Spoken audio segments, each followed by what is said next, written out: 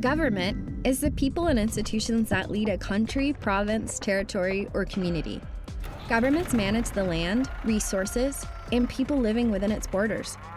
Around the world, various types of government make decisions and rules for people in different ways. A dictatorship is when one person or group has total power, normally from a military takeover, and they govern through a one-party system. Political opposition is forbidden, and individual political and civil rights are normally restricted. An oligarchy is a type of government where a small group of people, normally the richest, hold all political power. Not surprisingly, most decisions are made only to serve their own interests. A democracy is a type of government where, ideally, a majority of the people are included in political decision-making. In democratic countries, citizens elect politicians through a vote to make decisions on their behalf.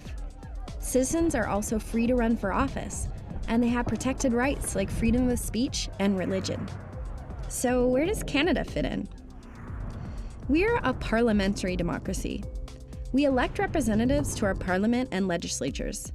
In a parliamentary democracy, the political party with the most number of representatives in parliament forms government, and its leader becomes the Prime Minister.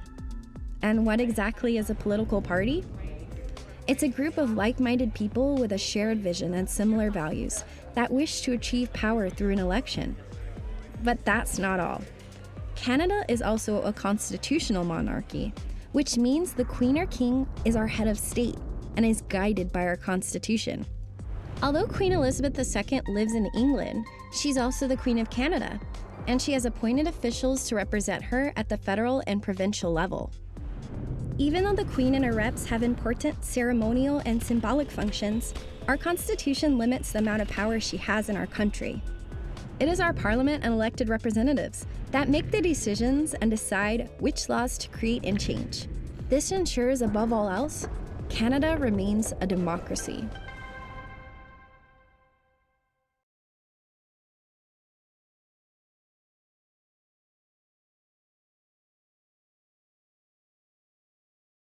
There are three main parts in Parliament.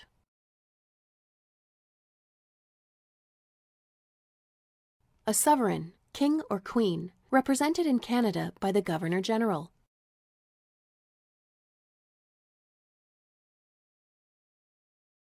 The Senate, which consists of senators appointed by the Governor-General on the advice of the Prime Minister and serves until age 75.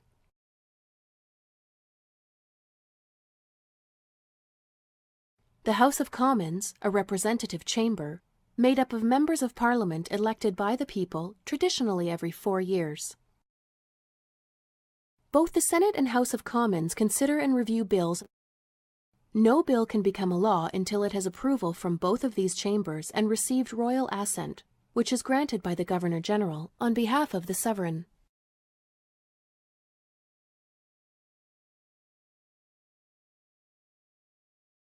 After the election, the leader of the political party with the most seats in the House of Commons is invited by the Governor-General to form the government.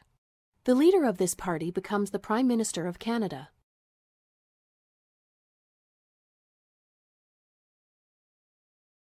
The Prime Minister also chooses the ministers of the Crown, mostly from members of the House of Commons. These cabinet ministers are responsible for running the federal government departments, and collectively they are called the Cabinet. Along with the Prime Minister, the Cabinet makes important decisions about how the country is governed, which includes budgeting and proposition of new laws. Their decisions can be questioned by any of the members in the House of Commons. The opposite party with the most members in the House of Commons is the official opposition, or Her Majesty's Loyal Opposition. Canada has multiple courts that are suited to handle matters in a variety of areas. The Supreme Court of Canada is the country's highest court and is the court of final appeals in Canada's justice system. The Federal Court of Canada deals with matters concerning the federal government. Other provincial courts exist in each province to handle lesser offences.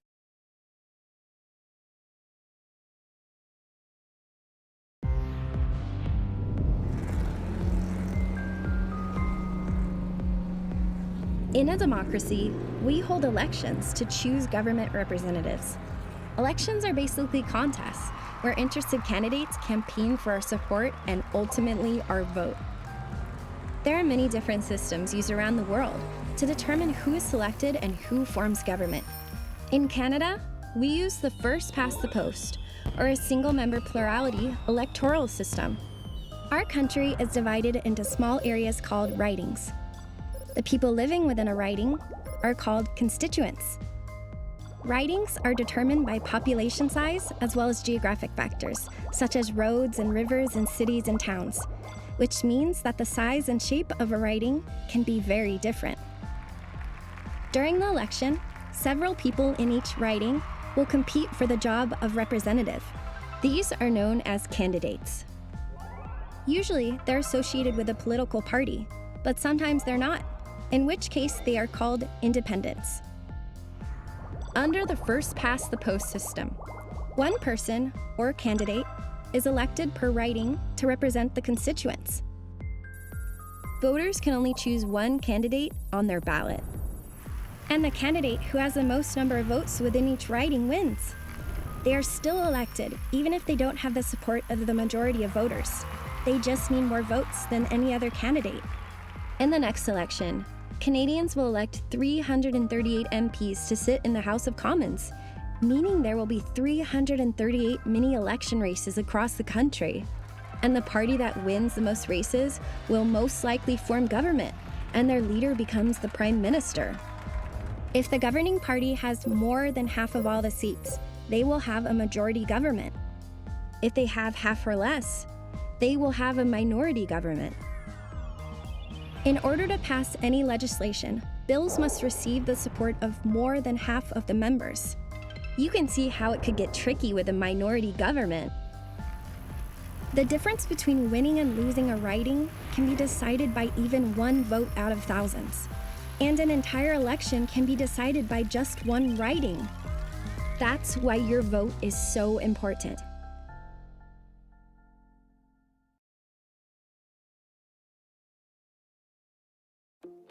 Hi, we are Just in Canada. Canada is going to the polls on October 19th.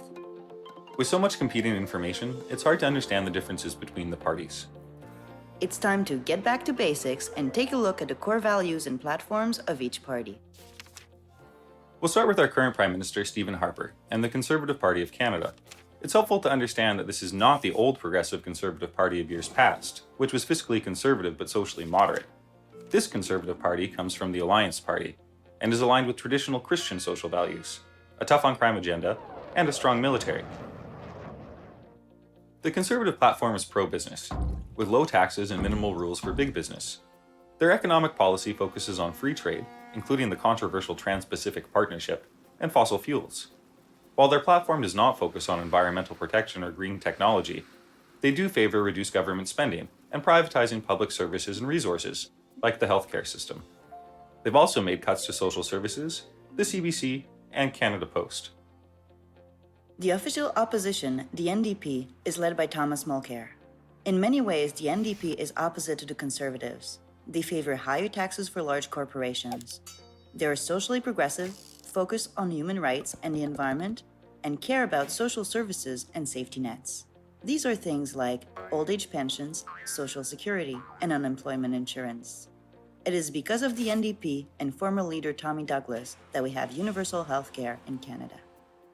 The current NDP platform focuses on strong environmental protection, universal childcare, electoral reform, higher taxes for wealthy corporations, and lower taxes for smaller businesses. The Liberal Party is headed by Justin Trudeau. Justin is well known because of his father, Pierre Elliott Trudeau, who introduced multiculturalism, bilingualism, and the Charter to Canada. Today, the Liberals portray themselves as a centre party, financially conservative but socially moderate. They're advocating for fairness, transparency in government, and electoral reform. They want to create a federal commissioner for children and to replace the current universal childcare benefits program. Economically, they're very similar to the Conservative Party. They have consistently supported Harper's big business policies. They also want to appear tough on crime and security issues, which is why they supported the anti-terrorism bill C-51. The Green Party of Canada is headed by Elizabeth May. The Green platform reflects their desire for social and environmental justice, grassroots democracy, pacifism, and electoral reform. Despite the fact that a large number of Canadians support this party, because of the way our electoral system works, so far they've only been able to elect one MP. The Bloc Québécois is Canada's leading separatist party, now headed by Gilles Duceppe. Because its mandate is to obtain Quebec's political independence, it seems to be a one-issue party. But historically, it has been very successful at promoting Quebec's issues and interests at a federal level.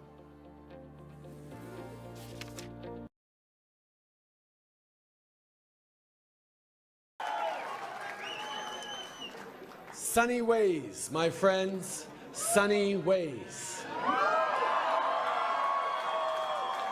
This is what positive politics can do. This is what a positive, hopeful vision and a Platform and a team together can make happen.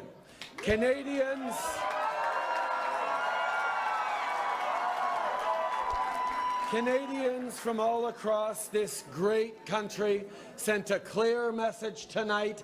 It's time for a change in this country, my friends, a real change.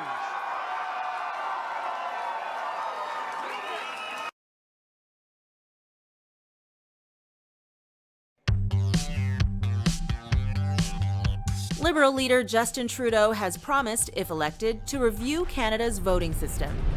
What is our current system? In Canada, we use first past the post. The phrase first past the post refers to horse racing, where the first horse to pass the finish line wins and all other horses lose. Seems simple? Well, think about this winner-takes-all system. In Canada, the candidate that receives the most votes in their riding wins the right to represent their constituents as a member of Parliament. And the party that elects the most MPs, typically, barring a few exceptions, forms the government. What are the pros and cons of this system? The pros. Experts believe first past the post offers more stability than other systems, which can trend toward coalition governments. Now for the cons. In first past the post, candidates don't need an absolute majority to win their riding. In other words, 50% or more of all votes. So let's look at a hypothetical example. Here are 4 candidates in their riding. Candidate A gets 15% of the vote, B gets 38%, C gets 25%, and candidate D gets 22%. Even though 62% of voters did not want candidate B, this is the person who will represent them in the House of Commons. There's the argument that this system discourages voters, making them feel as though their votes don't count. So what's another option? Proportional representation is often presented as an alternative. In this system, all votes contribute to the election result, not just votes in favor of the winning candidate. It also leads to a party's share of seats more closely reflecting their share of the popular vote. So what would a Canada operating under proportional representation look like? Let's find out. If we look at polling data from 10 days before vote day, this is how things could go. The Conservatives would form a minority government with 121 seats. Liberals would be the official opposition with 113 seats, and the NDP would fall to 91. The Bloc Québécois would pick up 12, and the Greens would get 1 seat. That's our current first-past-the-post system. How would the result change under proportional representation? Let's run the numbers again. The Conservatives would still come out ahead with around 106 seats. The Liberals would be close behind at 101, and the NDP would win 85 seats. The Bloc would land 16, and the Greens would jump to holding 15 seats.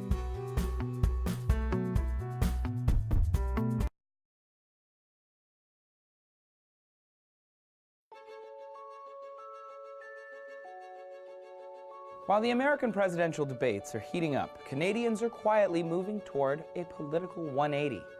Canada's 2015 federal election is on October 19th and could see a dramatic shift in not only the ruling party, but the country's relations worldwide.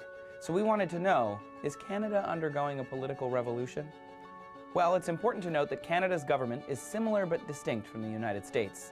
As a parliamentary democracy, they don't have a president, but they do have a prime minister and, technically, a queen. While the Prime Minister has no term limits, Canada's elected Parliament is completely refreshed every 5 years. This 2015 election will see Canadians voting for a whole new House of Commons.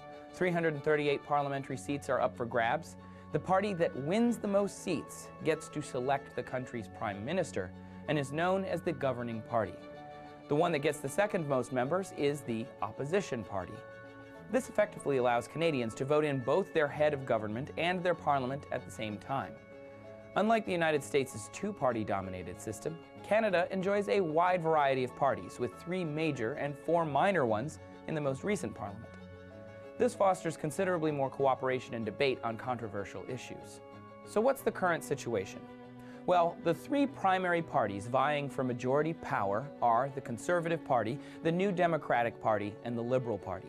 The Conservatives have been in power for almost a decade and have seen a parliamentary majority since 2011. But the current Conservative Prime Minister, Stephen Harper, has been having trouble lately due to accusations of fraud, government deregulation, and overspending. On the other side of the political spectrum, the Liberal Party has long been seen as the leftist alternative. Throughout Canadian history, the Conservative and Liberal parties have almost always occupied governing or opposition status. But that changed in 2011. This election was the first time the New Democratic Party surpassed the Liberal Party to represent the second most seats. This strong showing has many wondering if the NDP could beat out the long-standing Conservative Party in the current elections. Such a win would be huge for Canadian politics. The NDP is considered farther left and supports unions and social democracy.